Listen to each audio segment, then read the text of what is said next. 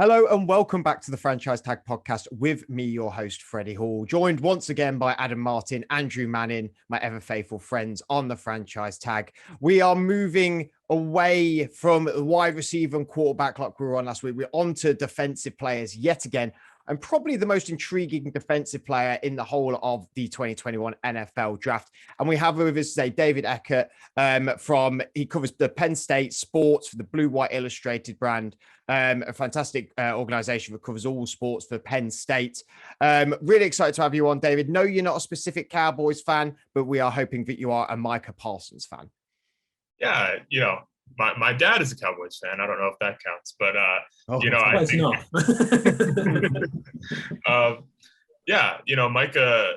Micah's a really interesting guy, as you said. He's an interesting guy and he's an interesting player. So there should be a lot to talk about. I'm excited to be on. So thanks, guys. Well, obviously, it was originally the Eagles pick, but then there was some inter-trading divisional rivalry there, much to Andrew's delight. Being a New York Giant fan, he was very pleased to see two NFC East rivals clubbing together to jump over them to get players and to get down. As you can tell, he's very pleased about that. So obviously, Dallas had the 10th pick, moved back down to 12. They also got a third rounder on top of that as well. We suspected that defensive players were going to be the Cowboys thing this year. The defense was a bit weaker last year. Obviously, you, David, watching the draft, knowing college football, obviously knowing the Penn State players a lot. Micah Parsons gets called up to the Dallas Cowboys, comes onto the stage, holds that Cowboys jersey on. Your dad's super happy. How was your reaction with him going to there? Yeah, I mean, you try to be unbiased, but anytime there's a kid that you've covered, and you get the chance to kind of see them complete a dream, you're absolutely happy for them. And Micah's kind of interesting, right? Because I don't know, if you or your listeners had follow him on Twitter or follow him on his social media or whatever, but he made it very clear that he wanted to go to the Cowboys, which I found amusing. And if you guys know Micah at all, that's really not that surprising because he'll tell you what he thinks. So yeah, I thought it was cool, and that's actually that's where he finished his college career, in the same stadium he played the Cotton Bowl against Memphis, which was probably one of his best games as a Penn State player. So he's kind of finishing where he started. So it was good to see. Yeah. Obviously, I watched quite a bit of the 2019 season, and he was absolutely electric. I thought what I saw of him, he was an absolute monster. But what impressed you the most about his time at Penn State? Can I say everything? Right? I mean, he's that kind of player, right? He's not a player where you say, he can do this really well, but he needs to work on this. He did everything well from the start, which when you're playing a Big Ten schedule, like Penn State was, that's not easy. So he came in as a true freshman. He was excellent. He was even better as a sophomore. And I think one of the greatest illustrations of Micah's impact on Penn State's defense was how bad it was last year when he wasn't around. They planned for him. He decided to opt out because of the Big Ten's coronavirus situation was very complicated. It looked like they weren't going to have a season. They decided to have one.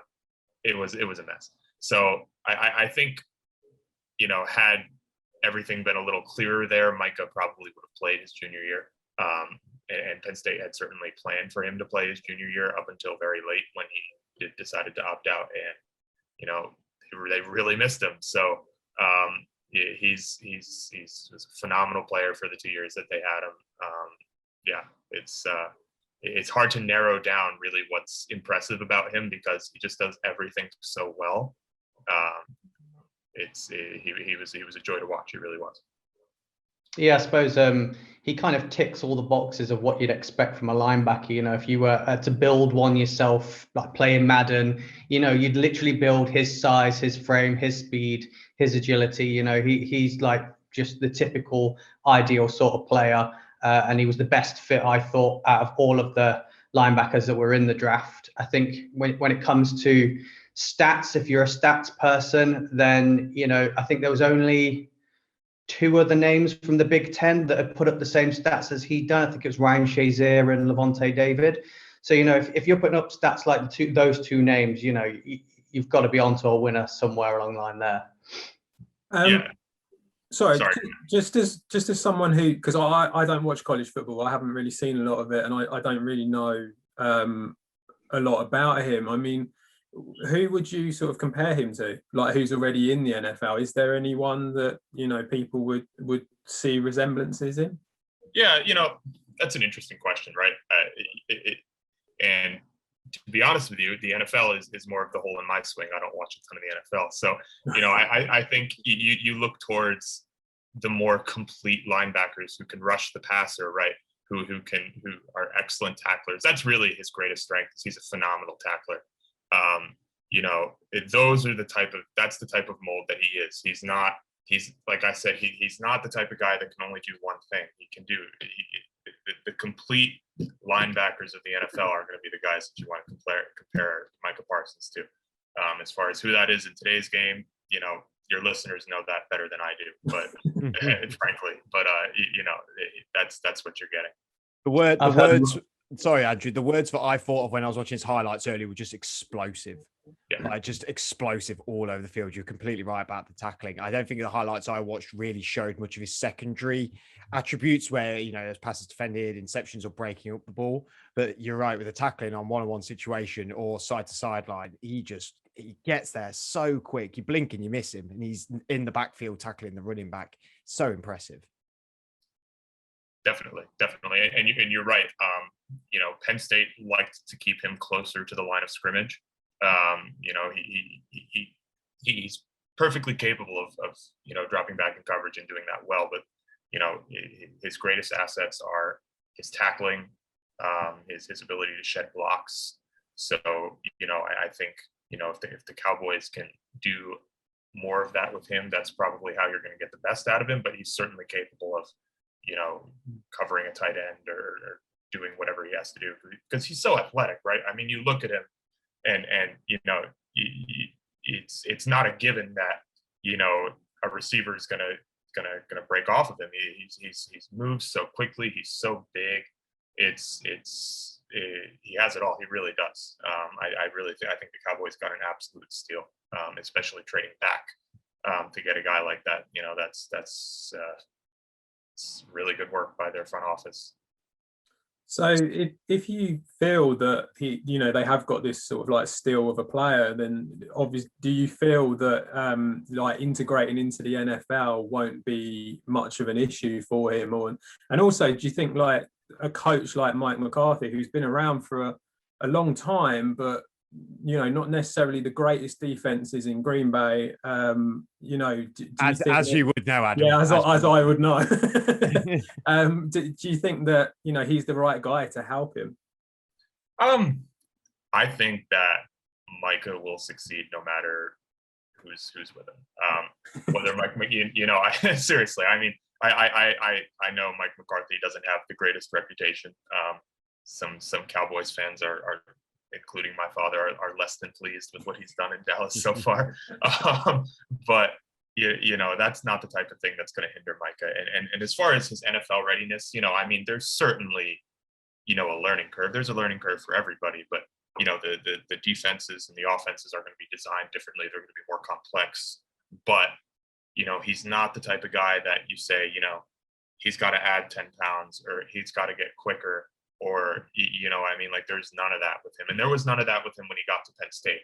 So, you know, he made he was a good player in his freshman year at Penn State, making the jump from high school. He played in Harrisburg against kids who were 1/10 as athletic as him, you know, so it was a jump. And, you know, he was a good player his freshman year. He was a great player his sophomore year. So, you know, I wouldn't be surprised if he kind of follows that developmental track. I wouldn't expect there to be much of an issue at all. Now, you said that there's not much to like about him, and he ticks all the boxes. But if you were nitpicking, what would you say his weaknesses are, and what would you say his challenges are going to be at the Dallas Cowboys and going into the NFL? Well, I do think coverage, right? Pass coverage would be the one thing where maybe he didn't get a ton of that. And the other thing about the Big Ten is a lot of offenses in the Big Ten are very run game dependent. The offenses in the Big Ten, with the exception of maybe your Ohio State type of thing, are not the pass heavy offenses that you're used to seeing in the NFL. I would say his ability in pass coverage would be the one thing, if I'm nitpicking, where maybe he might have some problems to start. But he's so athletic. He's a smart guy too, and I know we might talk about the perception that he might have had some off the field problems, but he's an intelligent player. So the schemes and all of that are not going to be an issue. So I if there was one thing I would circle, that would be it. But again, I don't really see it being a major problem. Yeah, definitely. Oh, sorry, sorry, I don't just put it in. I was going to say, yeah, definitely. I really, really struggled watching all the tape to really pick out a proper weakness. I think the only thing that I really picked up on from watching tape was when he was playing coverage, he tended to wait for the player to come to him, and I thought he could be a bit more aggressive in pushing with his talent to the player. So, nitpicking again, but yeah, I'd agree with you. Right. So, given that when it came to the draft, I mean, especially for Dallas, we kind of all thought that they were going to go for a defensive player, given their struggles last year on the defense.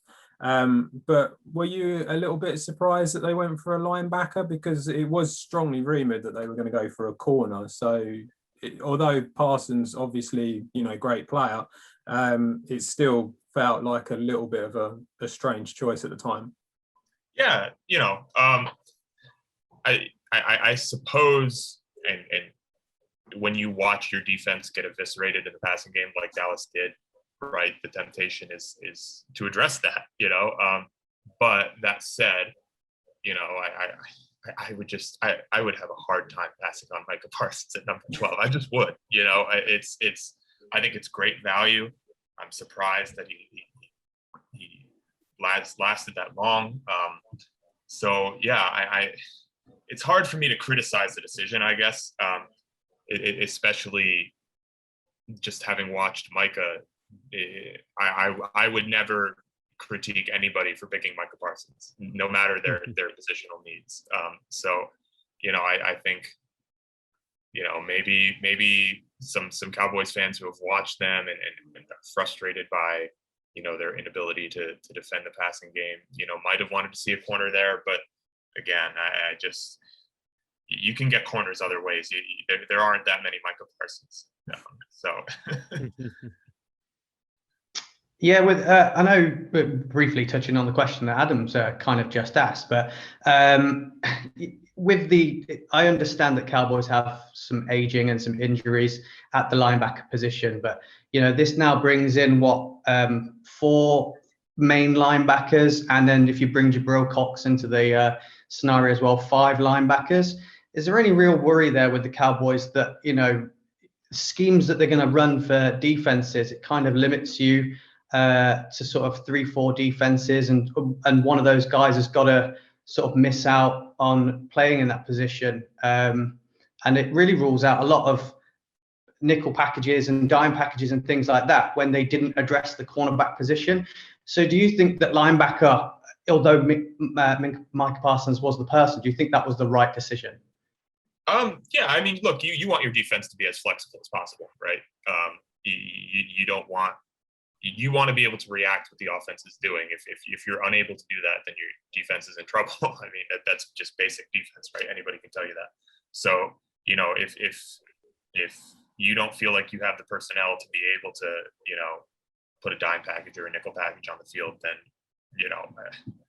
that's a problem, right? But I guess I don't necessarily view, the decision to pick a linebacker and especially a linebacker like Micah Parsons in the first round as, you know, the crux of that problem, if that makes sense, right? I mean, you know, the Cowboys could have addressed that if they wanted to in any other way, right? Free agency, trade, you know, getting more of those options in, maybe using one of those linebackers, as you said, that glut of linebackers that they have as trade bait.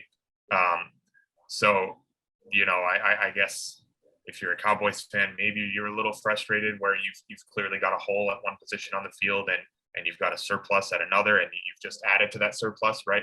In the draft. But I with the other avenues available to you know, make additions and make subtractions, I guess I wouldn't view the pick as a problem. To me, you know, as being a guy who covers college football, right? I always like the teams that view the NFL draft as, you know, maybe outside of the quarterback position, right? Because, you know, if you have Aaron Rodgers, you're not drafting. You shouldn't be. They did, but you shouldn't be drafting. It always goes back to Jordan Love on this podcast. It all goes back to Jordan Love, Adam, every time. Yeah. That was a bad example. But, no, David, it was the perfect example. It was the perfect example.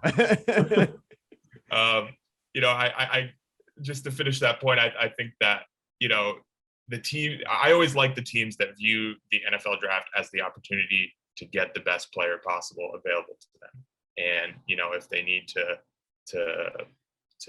use other ways of manipulating their roster to address needs and to kind of alleviate surpluses, then to me, that's the way I would approach it. Again, I'm not an NFL general manager, right? You know, but just looking at the college game, I always feel that there are college players who end up coming through the NFL draft undervalued because teams have prioritized their positional needs over, you know, the talent that's available. That's just me. But again, I guys who are deeper into the NFL might have a different opinion than me on there. But that's how I would approach it, I guess. So is it fair to say that despite the fact that he dropped below 3 of the other defenders, that you would say he was the most complete defender in this draft class? I don't know if I would drop that out there, because again, I'm not a talent evaluator, right? I just know that he's a really good player and he's going to make the Dallas Cowboys really happy. You know, would I have chosen him higher than 12th? Yeah. But you know, I guess I'm a little reluctant to make an uneducated comparison on, you know, some of the other guys that went ahead of him, because I haven't seen them as much. So, you know, I guess that's where I stand there. Given the point of you saying that he did drop out of the top 10, and really a couple of months prior, he was tipped to be into the top 5 pick. And we're going to talk about the hazing incident that happened. Now, we're not going to, you know, not guilty or anything like that. We're not going to touch on that. We're more talking about, is it fair how much it affects these guys dropping out? Because there was an incident in 2018, got brought to light in October 2020. He was not formally charged. Penn State were all cleared of any charges as well. He has stated he's learned from his mistakes, but wasn't very specific about the incident. However, former Penn State All-American linebacker LeVar Arrington, who I don't know, but it's what I've read online, he worked out of him the whole of the offseason in 2020, said that he believed he was enforced. He believed he was a good guy. He was like, he looks after my kids, wouldn't let anyone look after my kids and stuff like that. Now, like I said, we're not going to say whether Micah Parsons is a bad guy or not a bad guy, but more about it, David, is how much does it, with a guy that, you know, covers a lot of college football, how many guys do you see that maybe just have a bit of a bad rep, they've got a bit of a bad attitude, that these guys do just fall? And it's maybe not through any fault of their own. We've seen a lot of it in the NFL of false things going out. All right, there is a lot of bad things happening in the NFL, admittedly, but it can really tarnish someone. And Parsons, luckily, still went in the top 15. However, incidents like this could have seen him drop out the first round. So, I mean, some people were saying he's going to drop out the first round here. I mean, a lucky team whoever got him in the second round, because he's a stud of a player. But the character issue thing with the NFL draft, big thing for you, not so much of a big thing. How would you feel about that? I mean, I think it's a case by case basis, right? You know, I mean, obviously that hazing situation is very serious. You know, that's not something that you want to, you know, to de-emphasize but at the same time, I always think it's strange to kind of I just think there's some things that are lost in translation between, you know, instances like that and draft stock, if that makes sense. You know, I guess there's no formula there. You know, there's no saying like if this guy does this, then he should fall this amount. It's always hard to kind of parse that out, if that makes sense. But you know, I guess putting that to one side, other than that, I mean, Micah hasn't really, you know, his recruitment was a little bit dramatic. You know, he committed to Penn State early and kind of started flirting with other schools. He named his dog Brutus, which is Ohio State's mascot, and posted about it on Twitter. Didn't he have a photo with an ex-Ohio State quarterback? Yeah. And you're not allowed to do that because it's seen as ex-players tapping you up, isn't it? I read that earlier, but obviously my knowledge of getting recruited from high school to college is very minimal. But even I was like, I'm pretty sure that would I be seen as tapping up the player. But so it's as dramas, you say that was a bit dramatic with that, then you got this. Is it a bit of there's sometimes that worry as well of like the locker room, like you're saying, drama seems to follow him a little bit. May not always be his fault. Yes, you know, going, not going, all that sort of stuff. But drama does seem to follow him. Do you think teams were maybe put off by that, and that's why he did drop out of the top 5 or top 10? Yeah, maybe. And you know, I mean, there's certainly some things there to consider, right? And you know, I've spoken to him on media calls, right? But I won't pretend to know him personally. I don't know what's gone on in the locker room. I don't know what he said, what he's done. I don't know. So, you know, if there are some concerns, then it's totally understandable that, you know, there were some teams that didn't have an interest. But when you're looking at the player, there's nothing not to like. So, you know, I guess again, we as relative outsiders in this scenario, right? I mean, there's only so much information that we have access to that it's kind of hard to parse out what should and shouldn't have happened, and what decisions NFL general managers should and shouldn't have made. So, especially when it comes to character stuff, right? Like, I mean, we've seen all these guys. You can watch every snap that these guys have played if you try hard enough. So, you know, we have the ability to educate ourselves there. When it comes to some of the other stuff, we don't. So, you know, I mean, I've always found him to be insightful. I've always found him to be, you know, to provide good conversation. But again, you know, certainly there's some stuff there to be concerned about, especially, you know, that hazing case. That's not something that should be just, you know, tossed to the side. It's obviously something that, you know, should be considered. But, you know, we don't know the facts there. We just know that, you know, he wasn't charged. So it's hard to say, I guess. Just moving away slightly from Micah Parsons and a little bit more towards the Cowboys.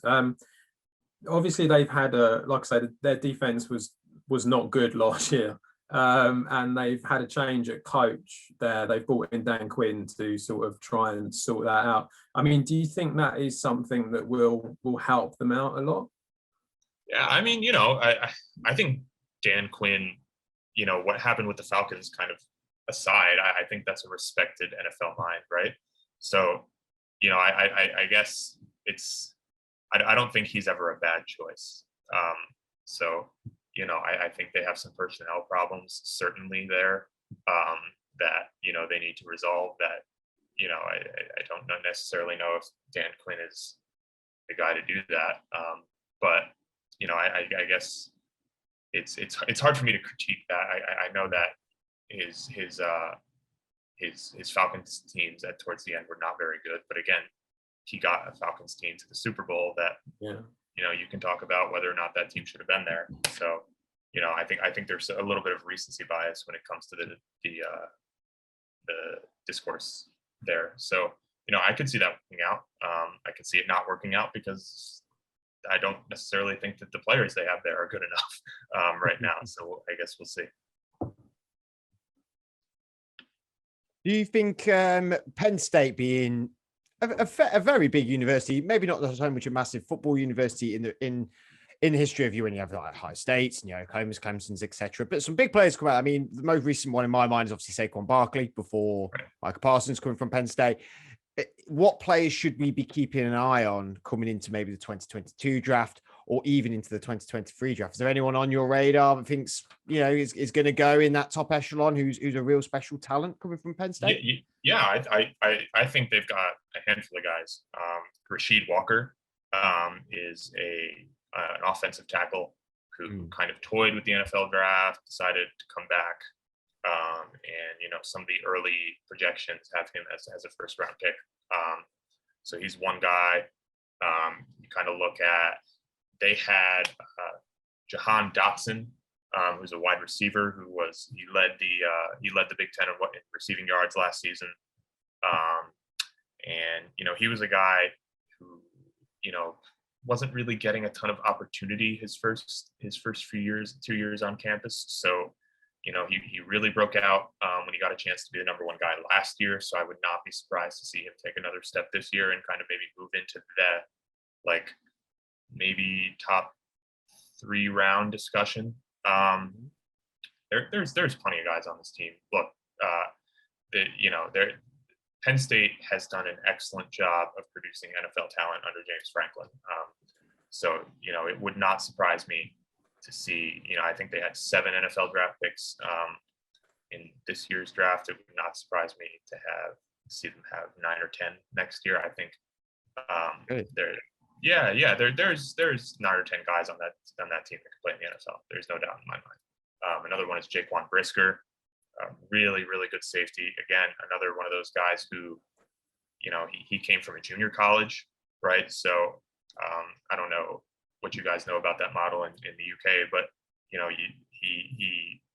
went to a junior college for his first 2 years, transferred to Penn State for his 3rd and 4th years, and now the NCAA is allowing players to come back for a 5th year because of the COVID-19 situation. So he's using that 5th year. He's coming back. They have another cornerback, Tariq Castro Fields, who I think could probably play in the NFL. He's had some injury issues. They have some underclassmen too, who I think are going to be NFL players. They have Joey Porter's son. Joey Porter Jr. is a really good corner. He had a really good freshman season. Brendan Williams.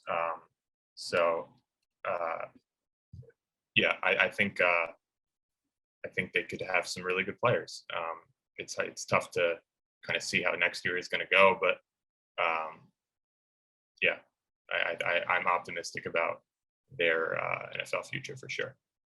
Plenty of exciting players to look forward to coming out of Penn State. David, thank you very much for coming on. We really appreciate your time. We'll be hoping for 3 Penn State tickets to come with you if we are ever in the area. So, you never know when you might be in Pennsylvania, lads. We might need this hookup to get us to a Penn State game. You never know. David, again, thank you for coming on and joining us. Where can we find you on social media, my man? Sure. You can follow me at David Eckert 98. That's DAVIDECKERT 98. You can also follow Blue White Illustrated if you want. That's it's going to be BWI on Rivals. That's the Twitter handle. All my work is available at bwi.rivals.com, so you can follow us there. That's pretty much it. Smashing. Well, again, thank you for joining us, and thank you everybody for watching. We've been doing really well on YouTube recently. Thank you for your support. Keep liking them videos, keep subscribing as well. Really enjoying doing this. Hopefully we're going to be moving into live videos as well. I mean, we weren't doing video a month ago, and now we're going to live. I don't know who we think we are, but we're moving up in the world very quickly, clearly. Anyway, thank you. I really appreciate it. Have a good rest of your week. Hopefully we keep the nice weather. You can get a nice tan, get the beers in the garden, and we'll see you all very soon.